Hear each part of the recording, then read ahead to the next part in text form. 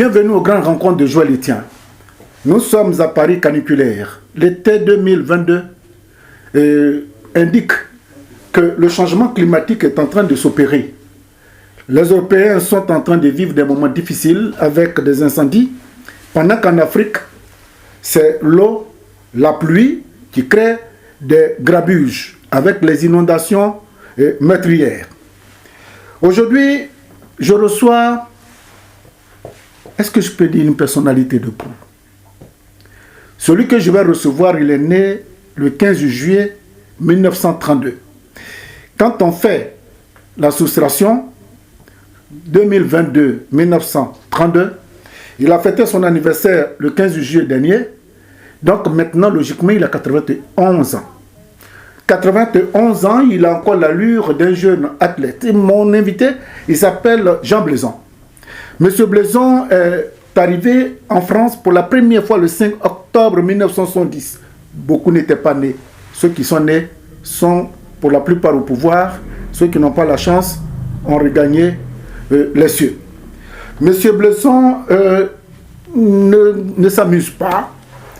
Il ne perd pas son temps.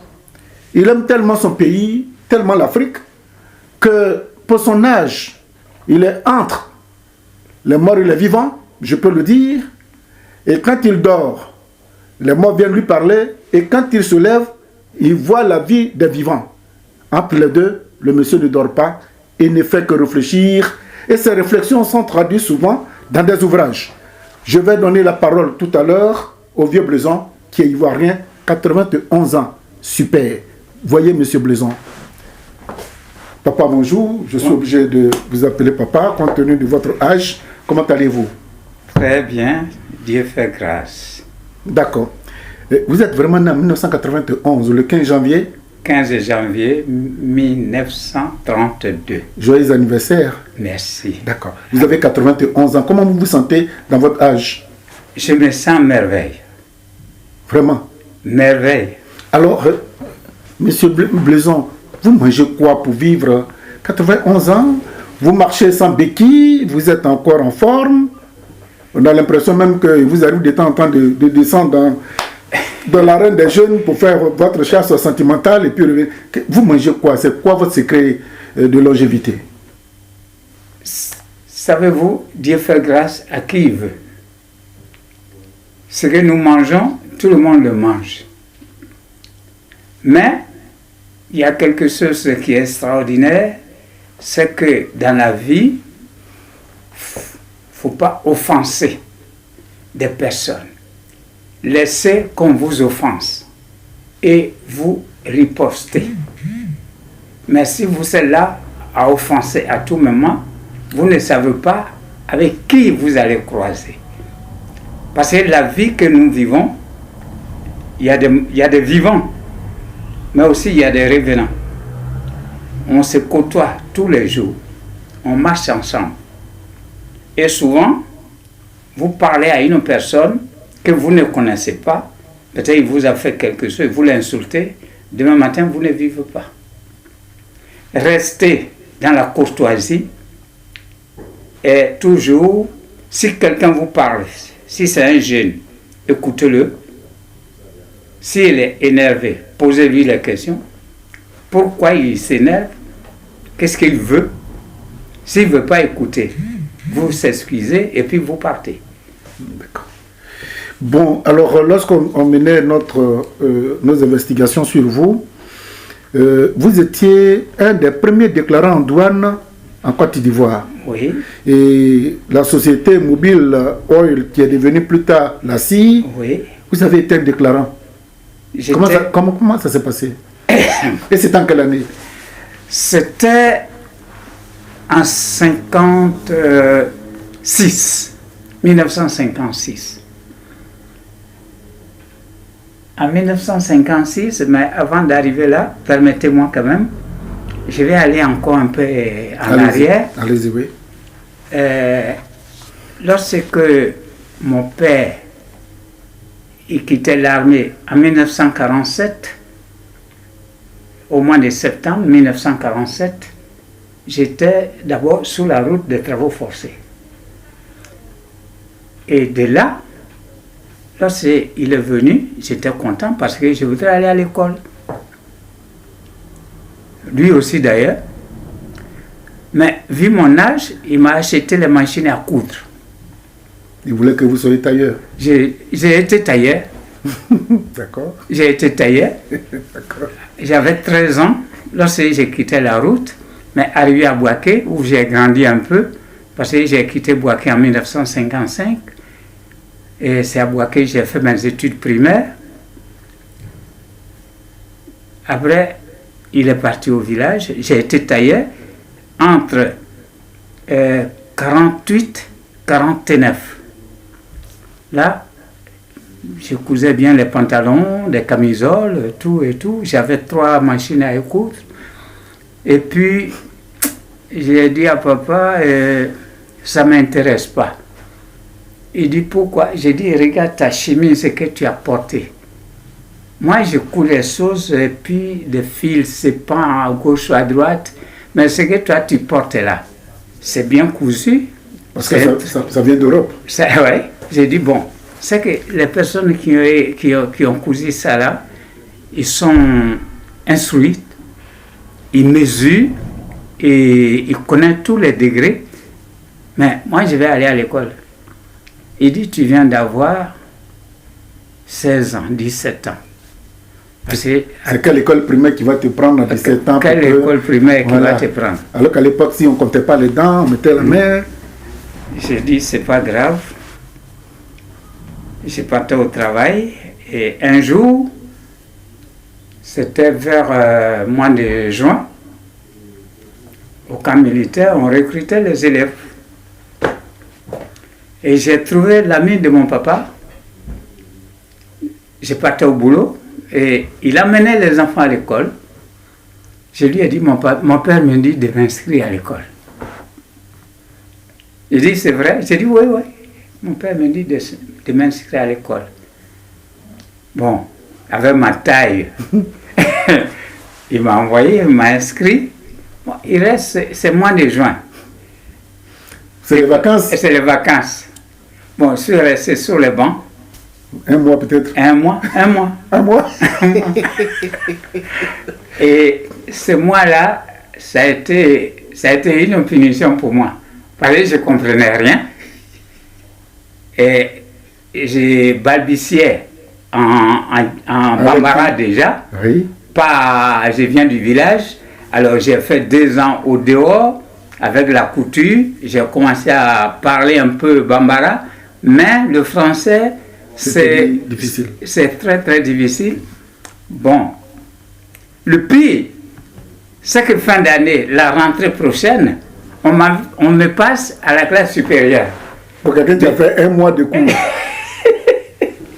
Donc, des cours préparatoires première année, on m'envoie au cours préparatoire 2e année. Qu'est-ce que je vais faire? Je ne connais rien. Je ne peux rien, rien ne passe. Mais alors, rien ne passe. Ils ne veulent pas aussi me rétrograder. 16 ans, 17 ans, c'est quand même... C'est énorme. Oui. Bon, j'étais obligé. J'ai l'habitude de... C'est là que j'ai pris l'habitude de ne pas dormir. Alors, arrivé à la maison, des livres qu'on nous a donnés, tout est gratuit. Je fouillais, je ne comprenais rien, mais je fouillais jusqu'à le matin. Le matin, je vais à l'école. Jusqu'à j'ai redoublé cette classe de cours préparatoires. Deuxième année. Deuxième année. Après, je suis passé au C1 en 54. Tu vois. Donc, voyez-vous, Monsieur Brou, Joël Etienne, la vie, c'est la vie qui appelle l'homme. Ce n'est pas l'homme qui cherche la vie. Si vous cherchez la vie, vous tombez. Laissez la vie venir vers vous.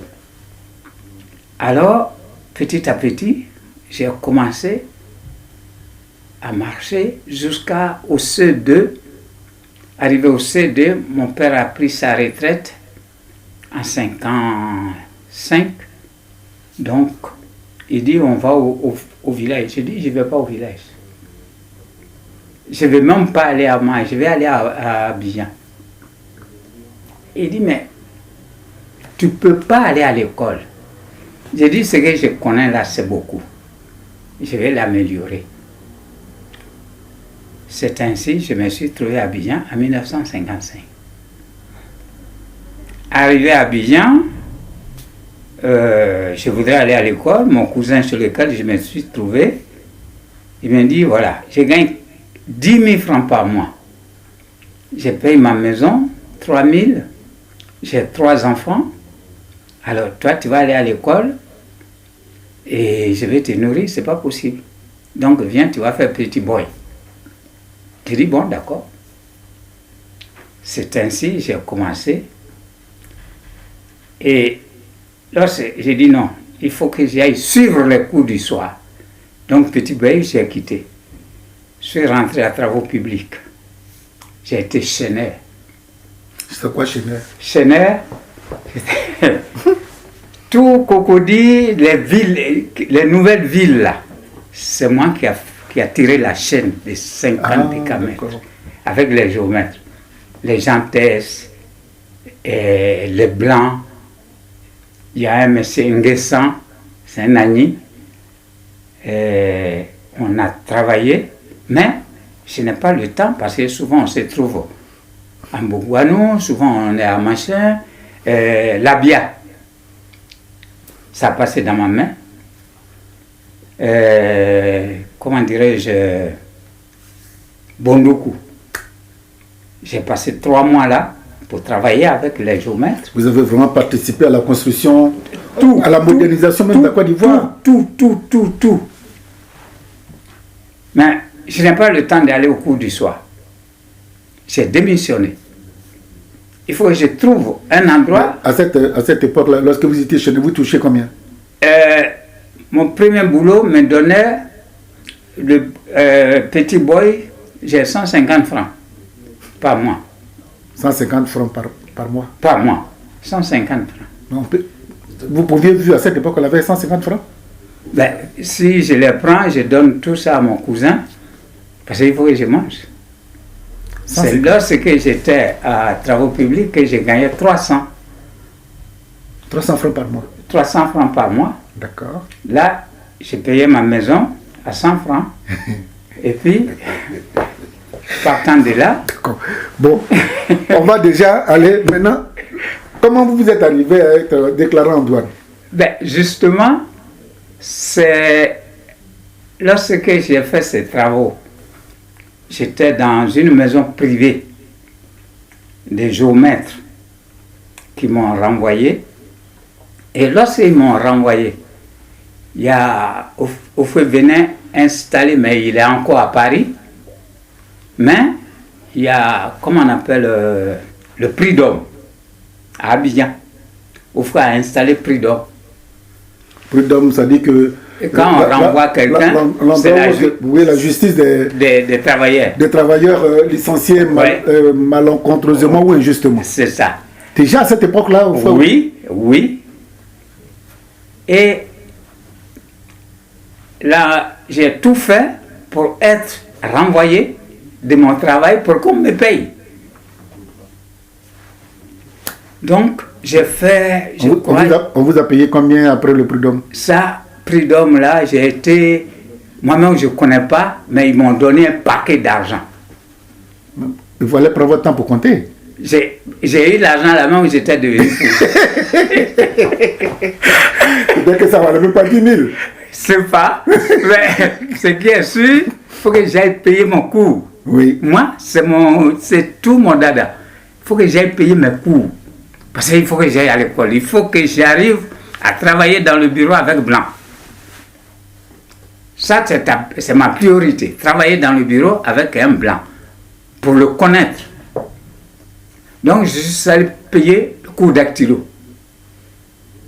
Mais je n'avais pas de niveau. Et j'ai payé 1 an de cours dactylo. Les patrons, c'est les Dahomey à l'époque. C'est à côté de Boléro, à Diamé. Il y avait une boîte de dancing qu'on appelle Boléro à Djamé. Ça n'existe plus. Non, ça n'existe plus. C'est entre Gallieni et Djamé à Djamé. C'est là se trouve Boléro. Et ils sont à côté. Je les ai payés, je ne sais même pas combien. Le reste d'argent, j'ai donné ça à mon cousin pour que je puisse vivre. Donc j'ai pris 1 an à taper la machine. Et je tapais 70 mots par minute. C'est là que j'ai eu mon diplôme. Lorsque j'ai eu mon diplôme, le premier travail que j'ai eu, j'ai gagné 300. Le premier travail que j'ai eu, j'ai gagné 700. J'étais dactylo-facturier dans une entreprise qui vendait des fer sur la route de Marseille. Le boulevard de Marseille. Boulevard Marseille. Donc, de là, j'ai dit non, ça ne m'enchante pas. On a discuté, ils m'ont renvoyé. Il y avait la chambre de commerce. J'ai été à la chambre de commerce m'inscrire. Et lorsque je me suis inscrit, 2 jours plus tard, Mobileux m'appelle.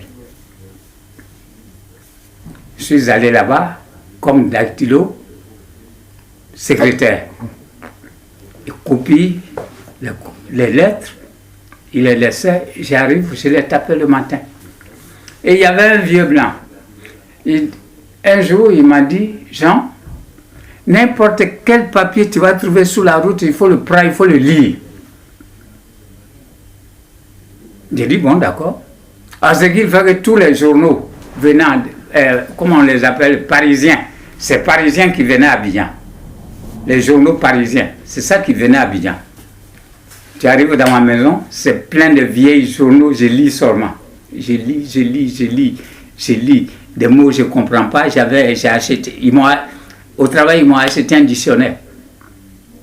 Je lis. Et un matin, le vieux là, il est vieux. On avait pris un monsieur, une personne âgée pour être déclarant. C'est son métier.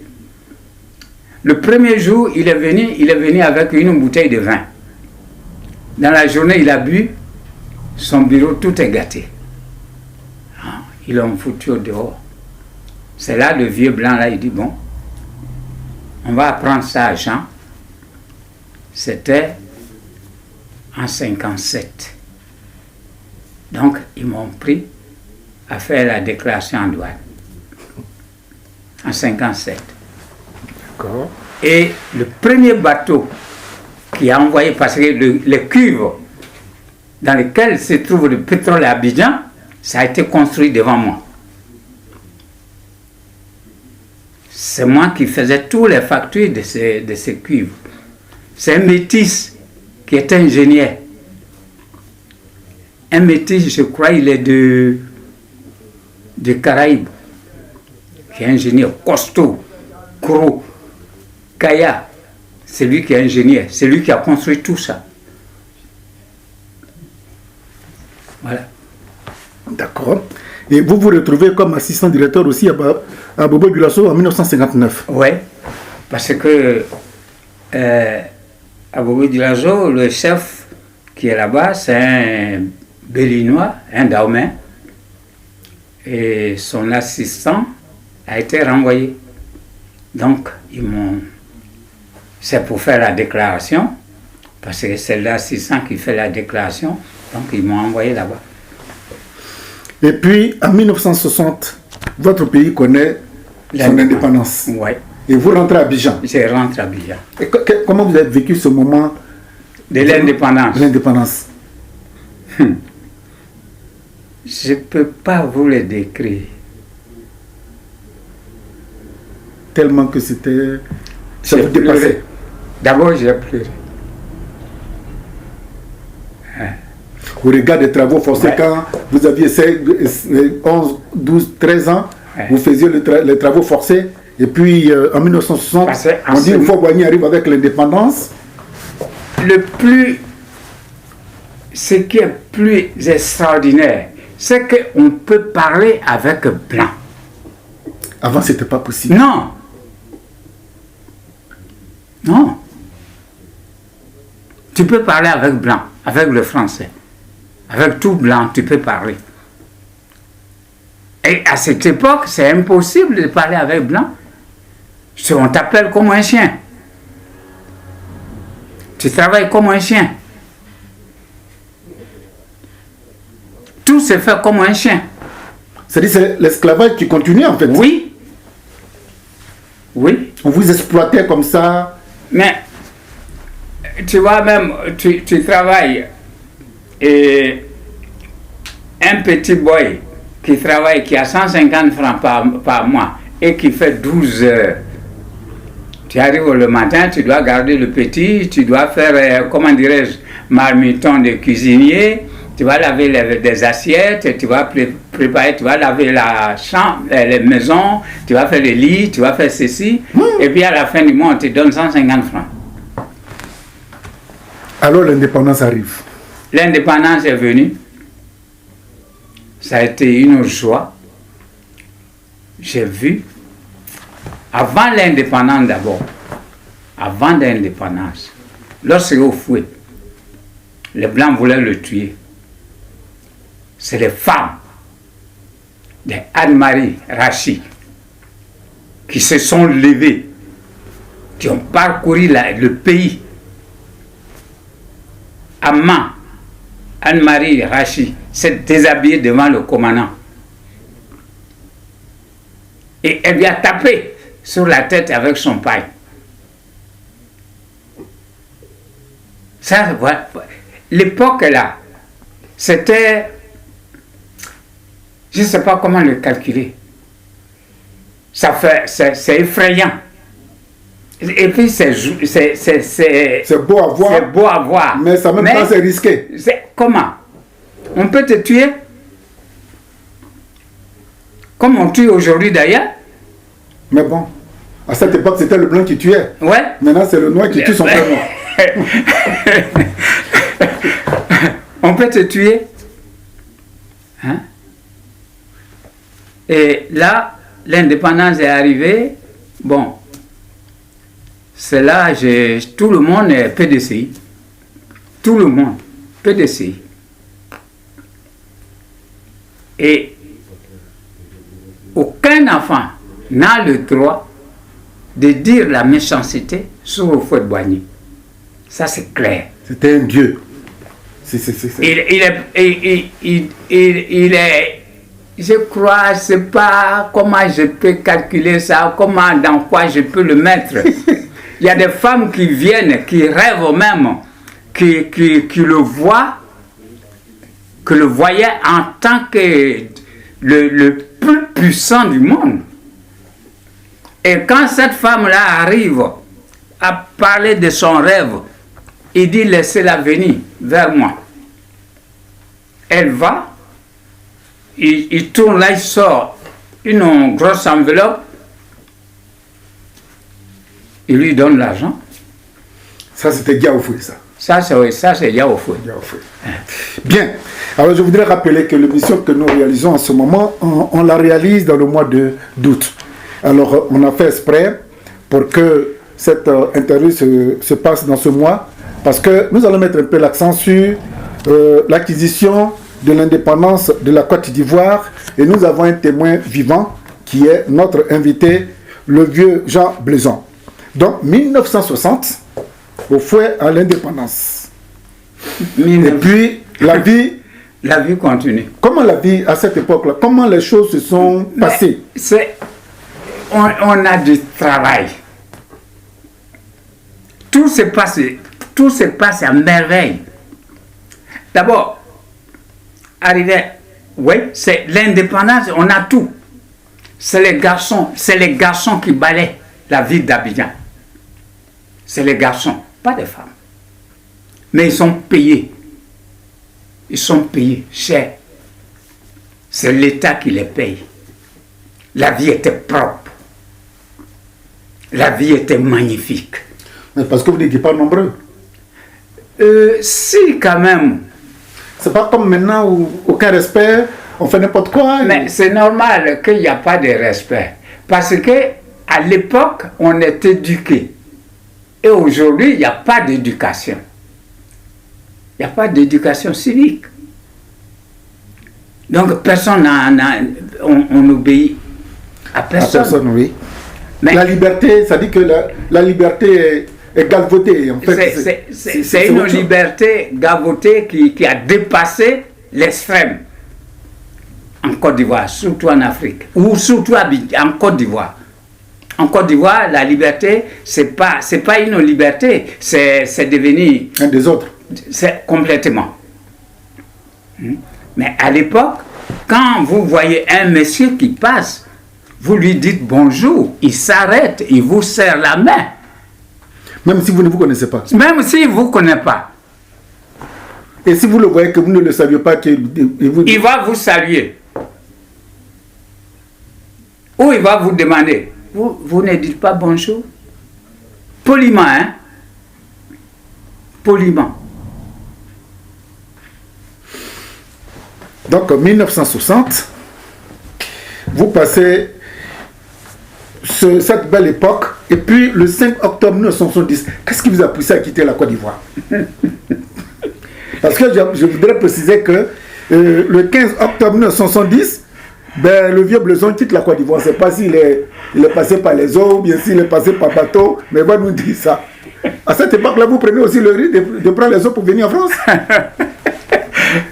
Ouais. Votre question, elle est bienvenue.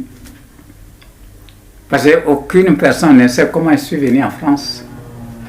Sinon, c'est après, je voudrais d'abord être secrétaire général de PDCI dans ma région, Quibli. Et les gens qui se sont mis contre moi, mon équipe, il y avait deux équipes. Mon équipe est commandée par Jean Tess, le secrétaire d'État au ministère des PTT. Et l'autre équipe est dirigée par le adjoint au maire, premier adjoint au maire, Cuisson Keletiki. Et mes adversaires politiques, bon, on dit, je ne suis pas riche. Et je ne connais pas papier.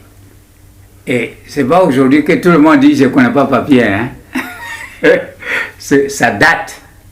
C'est écrit sur mon front. On dit, je ne connais pas papier. Mais je sors les livres. On va en parler tout à l'heure. Donc, qu'est-ce qu'ils ont fait?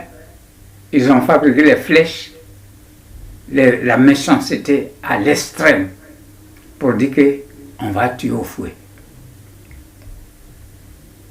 Ils ont menti sur vous? Oui, ils ont menti sur notre camp. Votre camp? C'est-à-dire que vous êtes en opposition avec un camp. Ouais. Vous êtes tous deux PDCI, les deux camps PDCI. sur le pays, et l'autre camp va dire au fouet que vous avez fabriqué une flèche empoisonnée pour le tuer. On va l'assassiner. Parce qu'il devait passer vers l'ouest, donc on va l'attaquer. Et nos noms sont cités. Ils ont arrêté le ministre, ils ont arrêté tout.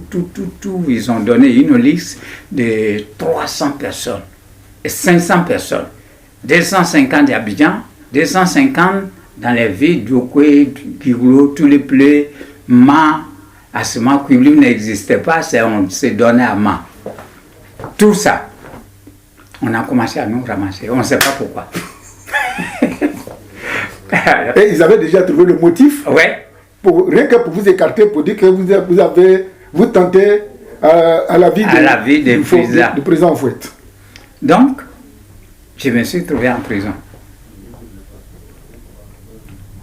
Au moins, je partais en prison. J'ai quitté Mobileuil. J'étais à Morier Compagnie. J'étais déclaré en douane à Morier Compagnie. Là, j'ai gagné ma vie. J'ai gagné 40 000. C'était bien. Cadre supérieur. Ouais. Et là, je me suis trouvé en prison. En 62. 62, 63. C'est là que j'ai trouvé Anne-Marie Rachi. Il y a une qu'on appelle Marie, que Marie j'ai appelée. Marie Couré. C'est Marie Couré? Elle est de Bangourou. Ah, d'accord, ok. Elle est de Bangourou. Qu'ils ont maltraité. Oh non, bon, ça, je n'en parle pas. Et Oufoué avait spécialement son armée qui est à Yamoussoukro. Et quand un prisonnier vient, il a droit à 100 coups. De matraque? Oui, pour l'accueillir. Des rotins. 100 coups sur le dos pour être accueilli, pour lui dire bonjour. Et lorsqu'on est rentré, on nous a attaché, on a attaché les mains sur les traversins des camions cargo là. On a des pieds qui sont comme ça et on est tous arrivés à Yamoussoukro. On va vous attacher pour vous frapper. Pour nous frapper. Il a fallu Samba Ambroise qui a dit à Oufoué, il dit fais attention. Quand on vote à l'ouest chez les Ouera, tu as 100%. Réfléchis bien. Ce qui est là, c'est un complot. Est-ce que Oué peut te tuer? Oué qui a souffert pendant les travaux forcés là, il peut te tuer? Oufoué a dit non, c'est vrai. Oufoué a dit non, c'est vrai. Nous allons marquer une pause et puis on va faire en deux temps.